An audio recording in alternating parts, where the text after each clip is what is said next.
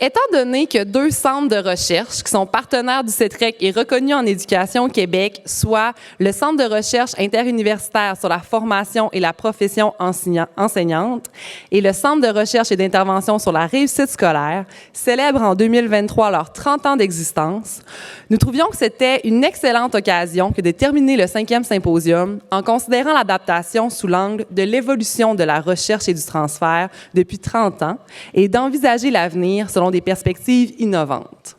Donc, pour la clôture, nous avons 3 panélistes qui vont venir vous partager leur perception de l'évolution et de l'adaptation de la recherche dans les dernières années. Sachez que vous serez mis à contribution, car nous avons identifié certains thèmes, mais c'est vous, les participants, autant en présence et en ligne, qui allez décider de quel thème nous allons parler. Il va y avoir différentes modalités tout au long de la clôture et l'animatrice donnera un peu plus de détails là, tout au long de la clôture. Donc, j'invite immédiatement notre animatrice à monter sur scène, c'est Mme Lynne Lapostole, directrice générale de l'Association de la recherche au collégial et vice-présidente du CA du CETREC. Finalement, c'est une trop longue présentation pour le chemin. Allez-y. Merci beaucoup, Claudia. Alors, bienvenue à cette ultime activité de la journée du symposium. Comme on vient de vous le dire, une table ronde qui porte sur les 30 ans d'adaptation, l'évolution en recherche. Et on a 3 personnes avec nous, 2 ici sur scène et 1 à distance. La COVID n'est pas terminée, nous le savons. Alors, je vous les présente dans l'ordre. Thérèse Laferrière. Thérèse. Que dire? Oui, c'est ça, Thérèse. Professeure titulaire à l'Université Laval, Thérèse Laferrière est chercheuse responsable du réseau Périscope. Elle est depuis longtemps impliquée dans le transfert des connaissances, la recherche en éducation. Elle a vu naître le CRIRES et le CRIFP dont on parle et dont on célèbre les 30 ans aujourd'hui. Et elle a même dirigé le CRIRES pendant 9 ans. Je vous présente ensuite à l'écran M. Savard. M. Savard, qui est professeur titulaire à l'Université Laval, professeur en évaluation institutionnelle, et il est actuellement directeur du CRIRES. Il est très sensible, étant donné sa formation, son expérience, son créneau d'expertise, très sensible à l'importance des assises sur lesquelles on construit. Et finalement, ici, à ma gauche, Marc-André Etier, qui est directeur du CRIFP. Donc, on a aujourd'hui Thérèse qui était présente à la naissance et les 2 directeurs Madame Lapostole? Oui. Excusez-moi, je n'entends rien. Bon, il n'entend pas. Le technicien, tout à l'heure, m'a bien mis les choses en place, mais là, maintenant, je n'entends rien vraiment. Je ne peux pas lui répondre. Merci. Peux-tu lui écrire qu'on s'en occupe? Le son est revenu. Bon. Vous êtes de retour avec nous. Super.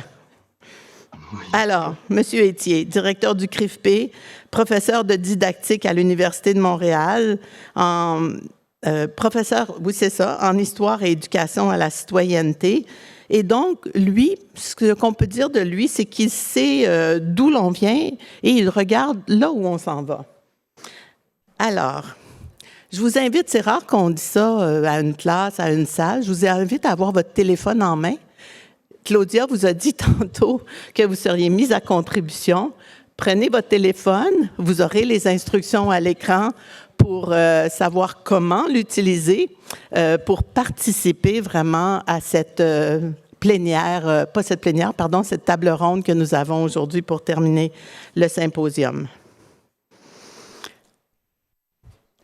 Vous voyez à l'écran des thèmes qui ont été retenus et par rapport auquel on a demandé à nos 3 invités de se préparer, d'avoir des éléments qu'ils vont porter à notre réflexion, dont ils vont parler, sur lesquels ils vont peut-être interagir.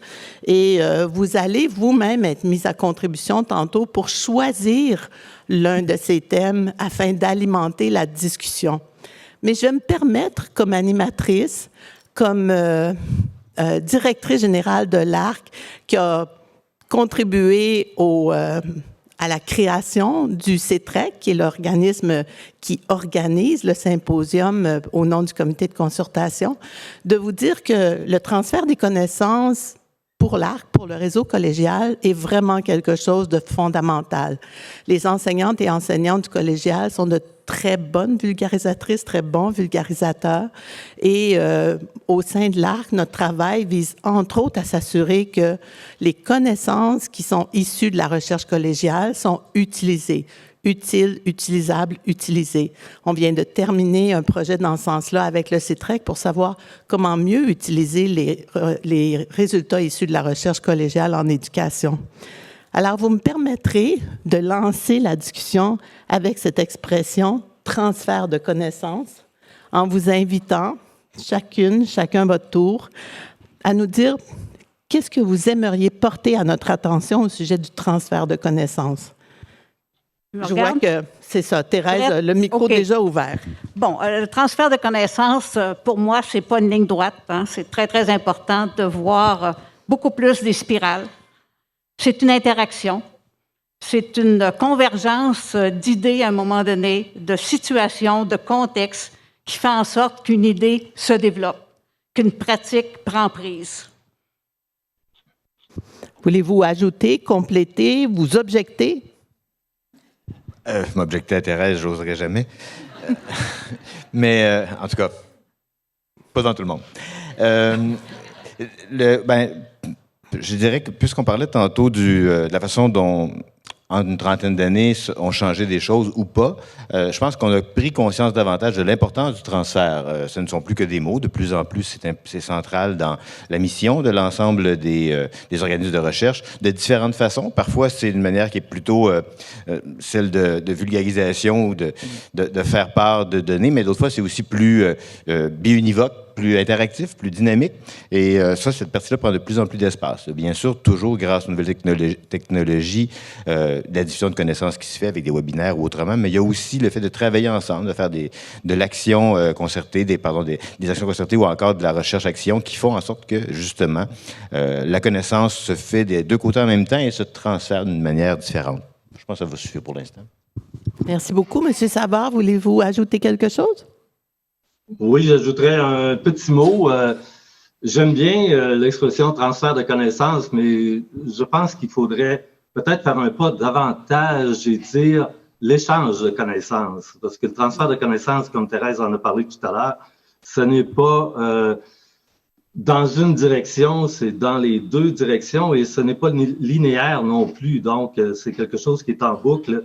Et aussi, il faut reconnaître dépasser la conception où il y a un émetteur et un récepteur à l'époque où la multiplicité des lieux de production de connaissances s'accroît grandement. Donc, il faut voir ça dans des relations de réseau, dans des relations circulaires, comme Thérèse disait tout à l'heure, et chercher à peut-être un peu mieux rendre la complexité du phénomène.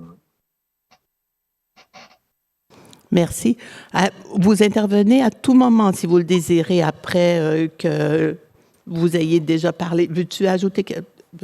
C'est bon, je suis désolée, je vous ai tutoyé.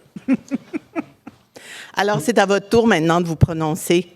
On va mettre à l'écran les indications. Vous devez tout d'abord vous rendre sur la plateforme menti.com. Et ensuite, entrez le code que vous voyez à l'écran, le 418266584. Pas de complémentaire aujourd'hui. Et je vous invite à choisir parmi les thèmes qui ont été exposés tantôt, celui sur lequel vous aimeriez entendre nos panélistes. vous allez voir les 9 thèmes et vous choisissez et vous allez voir progresser à l'écran le vote. Là, je vois qu'il y en a qui n'ont pas de téléphone. Ça ne doit pas être parce qu'ils n'ont pas vraiment de téléphone, mais... Là, on voit que pour l'instant, c'est la collaboration qui mène. J'aurais dû m'entraîner à décrire une course. Mais vraiment, là, la collaboration, je pense que ça va être difficile à dépasser. Hein? Fait que je vous lancerai peut-être tout de suite sur le thème de la collaboration parce que je vois mal comment un autre des autres thèmes pourrait prendre les devants.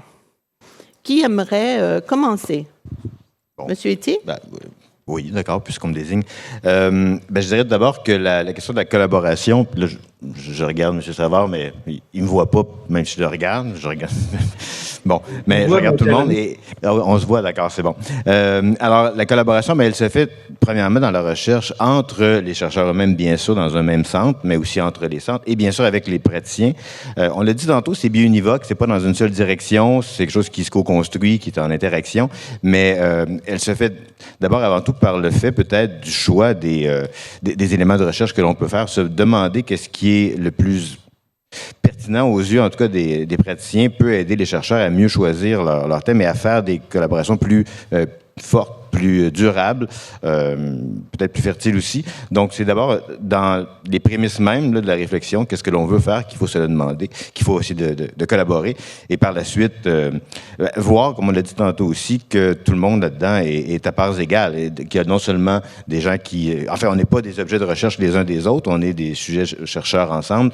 Et donc, c'est une forme de collaboration qui doit s'instaurer, qui peut prendre du temps. Qui n'est pas simple, entre autres pour toutes sortes de raisons associées aux questions éthiques. Ça peut parfois être très lourd quand on fait de la recherche, et puis pour un prof d'université qui a son temps pour faire cela, c'est pas évident notre tâche. Bon, on va toujours dire qu'on manque de temps, et je dirais que c'est vrai, mais on n'est pas tout seul à manquer de temps, je le comprends. Donc, avoir à remplir des documents quand on n'est pas prof d'université, qu'on n'a pas juste ça à faire, ça peut être un obstacle à la collaboration de la recherche. Donc, il y a beaucoup de petites choses, de détails comme ceux-là qui sont prosaïques et qui pourtant nuisent à cette collaboration-là, à ce qu'elle s'instaure de manière là, aussi efficace qu'on le voudrait. Mais je vais laisser les autres parler un peu aussi. Oui, collaboration recherche pratique. Oui. C'est faux. Parce que la recherche est aussi une pratique. Mais en même temps, c'est vrai parce qu'on n'a pas une meilleure façon de nommer ça. Et de fait, il y a 2 logiques. Hein. Il y a la logique d'être chercheur, surtout dans une université où on forme des étudiants en même temps, où on passe finalement d'une cohorte à l'autre. Donc, il y a cette logique-là, et il y a également la logique d'être un acteur de terrain. L'intérêt de la collaboration recherche-pratique, puisqu'on est pris avec cette expression-là parce qu'on n'a pas de meilleure, mais je souhaiterais qu'on ait de meilleure, c'est le fait qu'on arrive même à avoir de nouveaux objets de recherche. C'est-à-dire quand on s'assoit ensemble pour penser recherche, l'objet se définit autrement. On construit l'objet. Et l'objet est différent que si on développait l'objet dans nos bureaux uniquement. Monsieur Savard? Oui, je pense que la collaboration, ça peut nous permettre de rassembler différentes perspectives et expertises. Ça nous donne accès à des ressources auxquelles on n'aurait pas accès. Ça permet de générer des idées nouvelles par les échanges entre les collaborateurs, une certaine responsabilisation mutuelle, je dirais, dans le fait de confronter les idées. Maintenant, il peut y avoir aussi, je dirais, des difficultés liées, par exemple, à la coordination de tout ça, le fait de mélanger différentes approches, d'avoir des moyens qui sont différents entre les collaborateurs. Mais si on parle de recherche avec le milieu, je pense qu'il y a certains écueils ou certaines choses auxquelles il faut faire attention. Par exemple, le langage trop technique d'un côté, qui n'est pas compris par les collaborateurs dans la pratique ou les priorités qui peuvent pas être les mêmes, des priorités plus académiques de diffusion à travers des canaux scientifiques, alors que d'un autre côté, bien, on aimerait bien régler des problèmes très précis et utiles surtout. Donc, on peut aussi voir des différences de perspectives qui sont plus à court terme, à régler des choses du côté du milieu et des perspectives de développement de théorie ou des choses comme ça de l'autre côté. En gros, ça pourrait être des choses qu'il faudrait faire attention. Là, il y en a bien d'autres, là, mais si on regarde de façon principale. Là. J'ajouterais un détail quand même. Enfin, c'est pas insignifiant, je pense, mais je le disais tantôt, le temps dont on dispose pour faire de la recherche a une importance. Et le temps dont on dispose pour réfléchir aussi a une importance. Puis quand on est dans le quotidien, des fois, il est bon de pouvoir s'abstraire du quotidien, de pouvoir se reculer et puis avoir un temps pour penser. Toujours régler des problèmes en courant, ça fait en sorte pour tout le monde qu'on n'est pas toujours satisfait de ce qu'on a à faire. Et je pense donc que la collaboration recherche-pratique, dans l'idéal, passerait par un financement aussi plus grand des dégagements d'enseignants pour qu'ils puissent participer à la recherche autrement. Évidemment, le fait d'être sur le terrain fait en sorte qu'on a un regard intérieur qui est indispensable, et donc il ne faudrait pas que ce soit plus ce regard-là, mais avoir du temps pour s'arrêter un peu, faire les choses à notre goût davantage, c'est pas négligeable, et c'est un loisir qui est un loisir, le mot est entre guillemets bien sûr, là, qui vaut la peine d'être pris au sérieux et qui permet donc d'aller plus loin, je pense, et c'est une chose qui est centrale, je crois. Oui, par exemple, on peut générer des données dans une recherche collaborative. Il est très, très important d'avoir l'interprétation des acteurs de terrain qui sont proches de ces données-là, autant que les nôtres. Et il y a une belle négociation de sens à ce moment-là, et c'est ça qui donne un ancrage à des données. C'est ce qui va faire finalement qu'une pratique peut évoluer par rapport à cela. Très bien, merci. On parle toujours un peu de l'endroit où on se situe, de notre positionnement.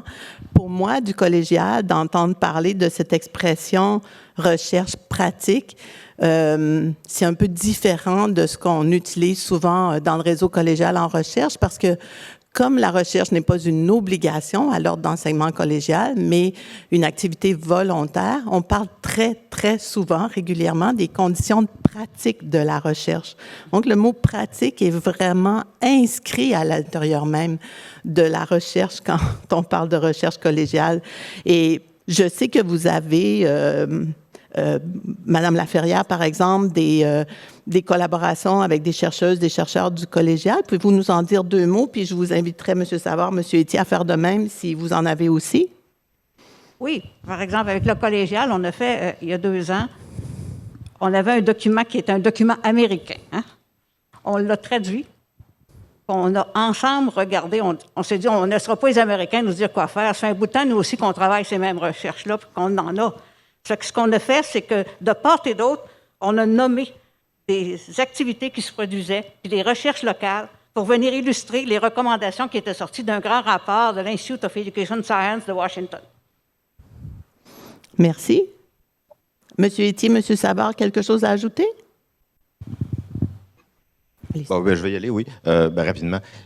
Il arrive parfois qu'on travaille avec les profs au cégep. C'est malheureusement encore trop rare. C'est de moins en moins rare, je pense, mais c'est trop rare. Dans mon cas personnel, c'était arrivé il n'y a pas longtemps encore, là, avec des profs qui étaient aux prises avec un nouveau programme en histoire et qui donc voulaient revoir ce qu'ils faisaient. Et on peut faire de la recherche sur plein d'autres sujets. Là. Moi, c'est le mien, donc c'est celui-là dont je peux vous parler. Mais historiquement, le CRIFPE s'est d'abord centré sur la formation à la profession enseignante pour le primaire et le secondaire, mais tous les ordres sont importants pour nous, y compris le préscolaire, bien entendu, ça fait longtemps qu'on l'a, mais aussi le postsecondaire, donc le collégial et l'universitaire. Alors, c'est une voie d'avenir parce que de plus en plus de problèmes vont, j'imagine, arriver là aussi, au sens où il y a de plus en plus de gens qui fréquentent le collégial et il y a une diversité aussi, alors qu'il n'y a pas nécessairement plus de ressources pour faire tout ce que l'on voudrait. Donc, j'imagine que les besoins vont être plus grands et aussi la créativité qui va venir avec. Monsieur Savard, souhaitez-vous ajouter quelque chose? Ben, peut-être ajouter quelque chose. Oui, on a beaucoup travaillé à la reconnaissance de l'ordre collégial comme modèle original et à des moments où le collégial était beaucoup remis en question. Je pense, entre autres, à l'ouvrage qu'on a publié, Les Cégeps, la grande aventure collective québécoise. Puis, on a non seulement travaillé à la reconnaissance du modèle québécois d'enseignement collégial, mais aussi à sa propagation, entre autres au Sénégal, où le modèle a été adopté après un concours mondial. Donc, il y avait 6 modèles concurrents et le modèle québécois a été celui qui a été choisi dans le cadre d'un concours de la Banque mondiale. Et ceci a amené à récemment les 50 ans des cégeps, à la production du volume Le réseau des cégeps, trajectoire de réussite. Et je pense que l'ensemble de ces travaux-là et aussi tout ce qui se fait au collégial et que moi je trouve absolument merveilleux, bien fait en sorte que les cégeps ne sont plus considérés comme l'enfant pauvre maintenant du grand système éducatif québécois, mais comme un élément qui y contribue grandement. Et il y a des collaborations qu'on espère très fructueuses qui naissent encore en ce moment. Vous avez évoqué certains éléments. Tantôt, plus tôt cet après-midi, on a entendu Dr. Mélissa Généreux parler de la santé mentale, de la cohérence, l'importance de la cohérence en santé mentale. Et je soulignais qu'elle fait partie d'un nouvel observatoire sur la santé mentale en enseignement supérieur. Donc, c'est une alliance collégiale-université et c'est un observatoire qui est co-dirigé par Benjamin Gallet, chercheur au collégial, et Julie Lane, chercheuse à l'université. Donc, ces initiatives-là, je pense qu'on a besoin qu'elles se multiplient et qu'elles soient fructueuses pour continuer à avancer. Oui, Thérèse? Oui, et justement, au réseau Périscope, on a tenu des panels, entre autres, un sur l'alternance. Alors, ça fait longtemps que l'alternance, pour moi, est un concept qui devrait remplacer celui du décrochage, parce que maintenant, on apprend tout au long de la vie. Et au lieu de développer l'identité décrocheur, on devrait développer une identité de... Il va falloir trouver un autre mot aussi, parce que le seul mot qui me vient en tête, c'est alternateur, mais c'est pas bon. Mais il faut absolument qu'on passe maintenant de l'étude au travail et vice-versa, plutôt que de former des décrocheurs. Et le Sherbrooke a un magnifique... C'est un nid d'innovation présentement sur l'alternance au niveau du collégial, et c'est ce qu'on regarde. Je vais passer la parole maintenant à une autre intervenante qui est en ligne avec nous. C'est Marie-Eva Burrs, qui représente le Centre d'études sur l'apprentissage et la performance associé à des universités du Québec, qui est un autre organisme de recherche avec qui le CETREC, entre autres, collabore et qui est aussi membre du conseil d'administration du CETREC. Le CEAP souligne cette année ses 35 ans de fondation et on a demandé à Eva Mary de choisir à son tour un mot sur lequel les panélistes vont discuter. Bonjour. Pouvez-vous m'entendre? Mary, on vous entend, mais on ne vous voit pas pour l'instant. Ah, vous la voyez. Ah, ben, excusez-moi, on vous voit. Bonjour, je suis membre du comité exécutif du CETREC et je représente le CEAP c'est un centre de recherche qui a été fondé en 1988 et qui a toujours au cœur l'amélioration des pratiques pédagogiques. Et depuis à peu près les derniers 20 ans, la création des outils pour soutenir en particulier l'alphabétisation. Depuis 1988, il y a eu une grande évolution de la recherche avec plus d'emphase sur la recherche située dans les contextes authentiques et aussi un changement plus d'emphase sur les méthodes qualitatives plutôt que les méthodes quantitatives. Dans ce contexte de l'évolution de la recherche, j'aimerais bien entendre les panélistes sur le thème déploiement et mise à l'échelle des innovations. Alors, quelqu'un veut-il prendre le bâton et se prononcer sur cette question? Bien, sur la mise à l'échelle de l'innovation, bien, oh là là, hein? Il y a un grand débat dans la recherche en éducation, c'est entre la fidélité à l'innovation ou l'adaptation de l'innovation. C'est un grand, grand débat, ça. Moi, je vais aller IRE depuis des années. Je ne vais pas aller cette année, mais d'habitude, j'y vais. Et puis, c'est très, très débattu. La fidélité de l'innovation, c'est OK. On arrive à dire que si on travaille de telle manière, il va se passer telle chose sur l'élève. Bon.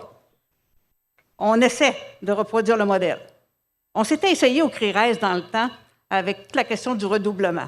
Le redoublement, là, s'il y a une chose qui semblait faire l'unanimité autour des chercheurs, c'était bien cette question-là.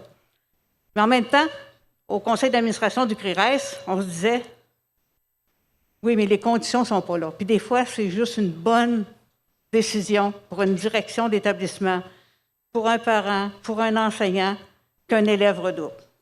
Donc, on ne pouvait pas juste dire, faites donc ça. On ne pouvait pas avoir cette exigence d'être fidèle à ce que la recherche disait par rapport à ça. Tandis que l'approche de l'adaptation, c'est la recherche vient informer. Ça devient une possibilité. Mais c'est les acteurs de terrain qui voient comment c'est possible. Mais là, au fur et à mesure que l'innovation se déploie, l'adaptation, autrement dit, l'interprétation évolue selon les contextes.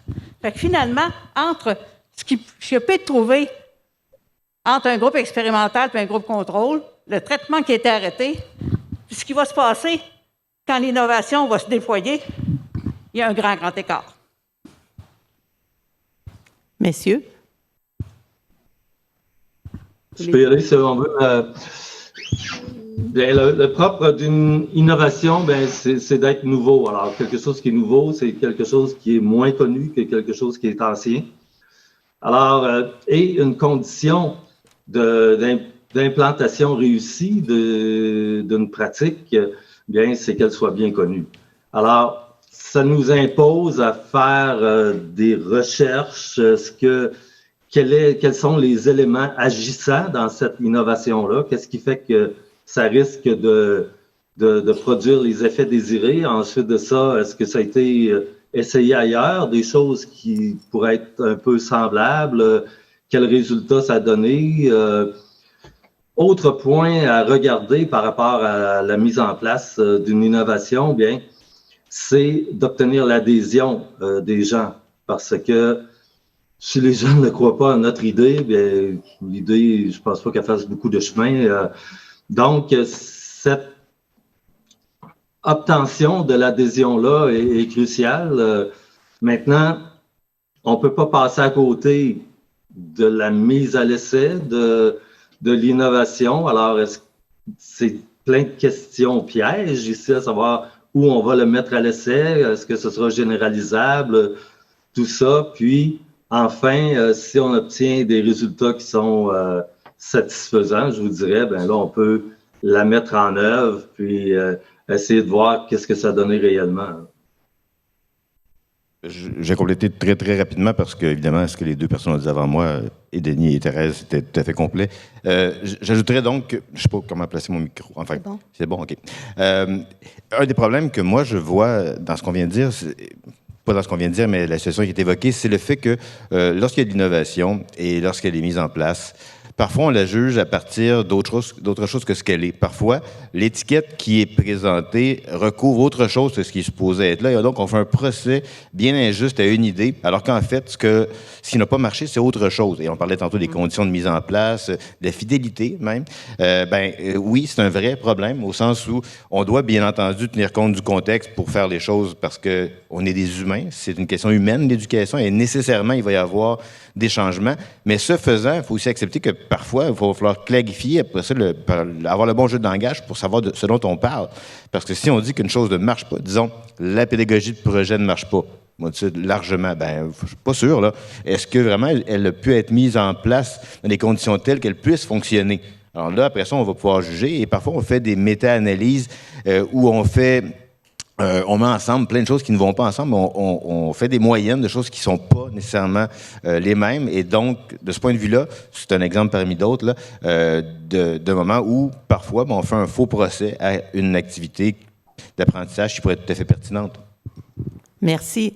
On arrive au terme de la séance déjà. Pour les prochaines années, les centres célèbrent leurs 30 ans. quel serait le souhait que vous auriez pour les prochaines années? Et ce sera votre mot de la fin.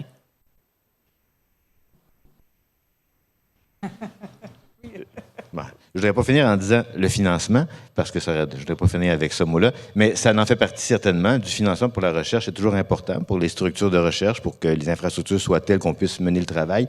Mais je pense que c'est d'abord et avant tout pouvoir se parler, comme on le fait là, entre chercheurs, entre groupes de recherche, avec les praticiens, parce que c'est en communiquant qu'on arrive à mieux travailler, à mieux savoir ce qu'on doit faire. Donc, je nous souhaite que ce qu'on a déjà commencé à faire se poursuive, c'est-à-dire discuter entre nous et puis s'assurer donc qu'on ne fait pas chacun dans notre coin des choses qui gagneraient à être faites ensemble ou on ne refait pas la même affaire. Des fois, ça vaut la peine d'être deux à faire la même chose, mais en général, mieux vaut se coordonner quand on le peut.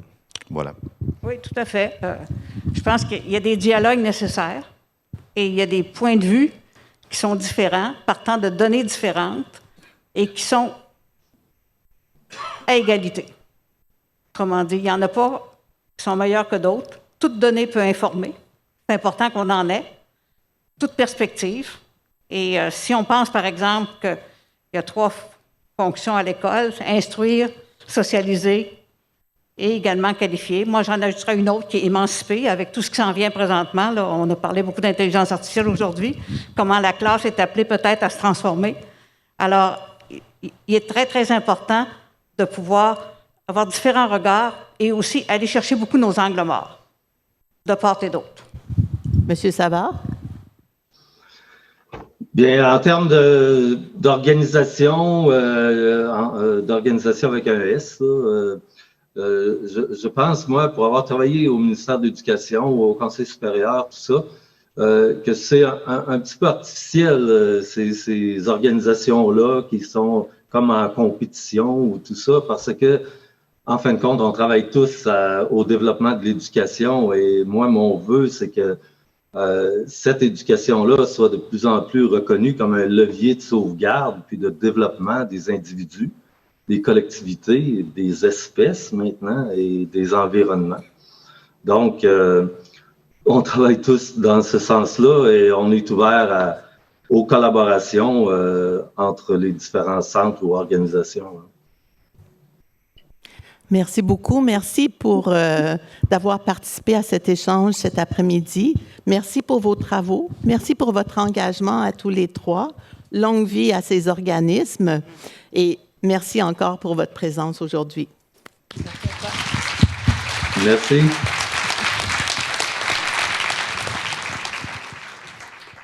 Oui, laissez les micros là sans problème. Laissez-les là.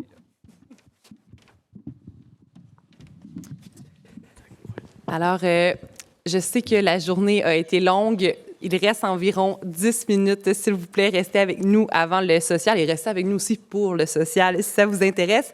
Donc, nous avons une dernière allocution de clôture pour clore de belle façon cette journée, soit M. Marc Sirois, qui est sous-ministre associé au ministère de l'Éducation. Donc, il est administrateur d'État depuis 7 ans, mais M. Sirois détient une solide expérience de plus d'une vingtaine d'années au gouvernement du Québec, particulièrement dans les domaines des finances publiques et de l'économie. Donc, en juin 2021, M. Sirois a été affecté au ministère de l'Éducation du Québec à titre de sous-ministre associé. Il est notamment de la préparation annuelle du budget, de la gouvernance des infrastructures scolaires et de la performance ministérielle. M. Sirois, la parole est à vous.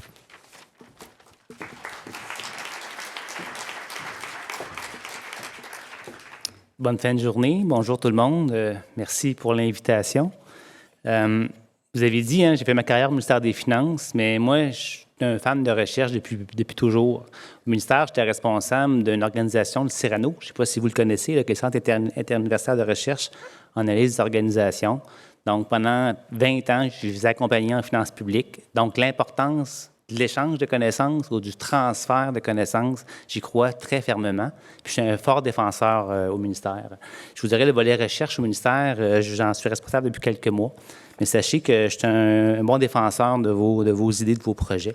Donc là, maintenant, je retourne dans mes papiers. Donc, merci de me laisser quelques minutes pour vous adresser quelques mots en clôture du symposium. Je remercie le CETREC, le comité de concertation sur le transfert des connaissances en éducation, pour l'organisation de cette journée.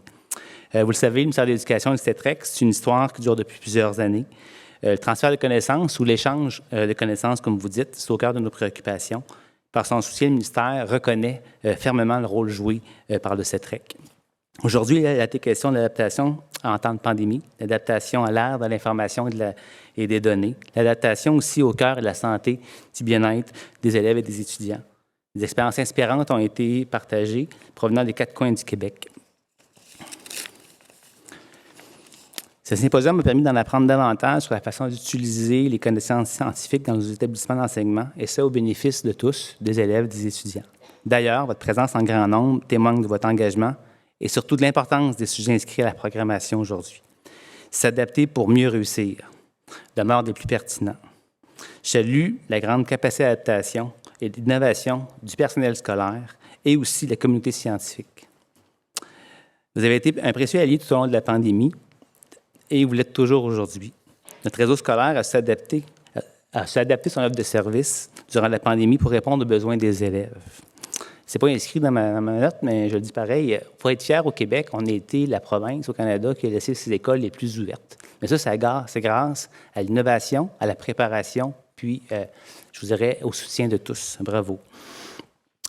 On a innové avec la mise à l'essai de l'enseignement à distance et aussi l'entrée plus intensive des technologies dans les écoles. Je pense qu'on a été rapide à rentrer notamment des tablettes et des ordinateurs portatifs dans les classes. S'adapter aux nouvelles technologies à l'école est une priorité pour le ministère, pour le gouvernement. D'ailleurs, le plus récent budget qui a été déposé il y a un peu plus d'un mois prévoit une somme de 170 millions sur 5 ans pour adresser l'enjeu de l'accès aux données et poursuivre la transformation numérique dans nos écoles.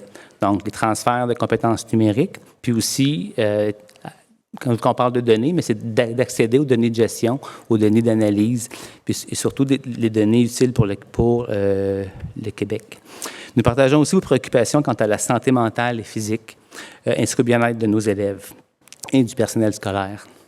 Nous savons aussi que pour réussir, chaque élève doit se sentir en sécurité. Il est notre devoir d'offrir un milieu sain et sécuritaire à chacun de nos élèves pour favoriser leur épanouissement. À cet égard, des ressources additionnelles ont aussi été annoncées dans le cadre du dernier budget.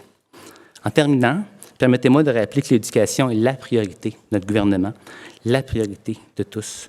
Nous avons la grande ambition de relever le taux de diplomation, qui est aujourd'hui à 84 % pour le porter à 90 % d'ici 2030.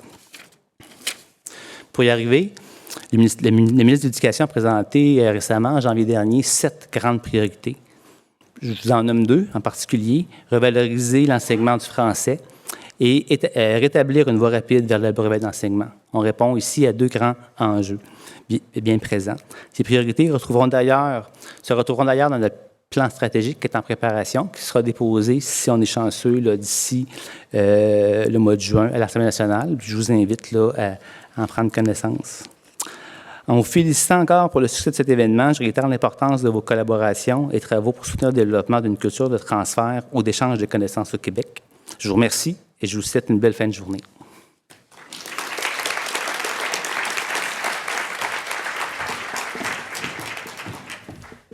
Alors, merci, M. Sirois. Donc, j'appelle une des premières personnes qui vous a parlé aujourd'hui, Mme Linda Saint-Pierre. Alors, donc, je fais ça en rafale. Alors, merci, M. Sirois. Merci aux participants de la précédente activité et aux membres du comité de concertation, aux membres du CA, membres associés, aux personnes de la recherche et du terrain qui ont présenté, panélistes, à ceux et celles qui se sont prêtés au jeu de l'animation, aux participantes et participants tout au long de cette journée, et en particulier aux membres de l'équipe qui ont travaillé depuis plusieurs mois et plus intensément au cours des dernières semaines puis des fins de semaine à la réalisation de l'activité. Alors, au trio de base, je pense à Samantha, Caroline et Claudia, puis à tous les autres membres de l'équipe qui sont venus en appui aujourd'hui. Et comme il y avait là, la formule hybride, alors pour une première fois dans l'ensemble des activités, je pense que c'était un beau défi et ça a été bien relevé. Alors, merci à tous. Et je me permets de vous dire que vous recevrez un formulaire d'appréciation. C'est important de nous le retourner, de faire part. Là, ça va nous servir pour le bilan de l'activité, mais aussi d'avoir des pistes pour une prochaine activité. Et bien sûr, on se retrouve tout à l'heure là, au social, la petite activité pour échanger et réseauter. Alors, merci infiniment et bon retour. À une prochaine.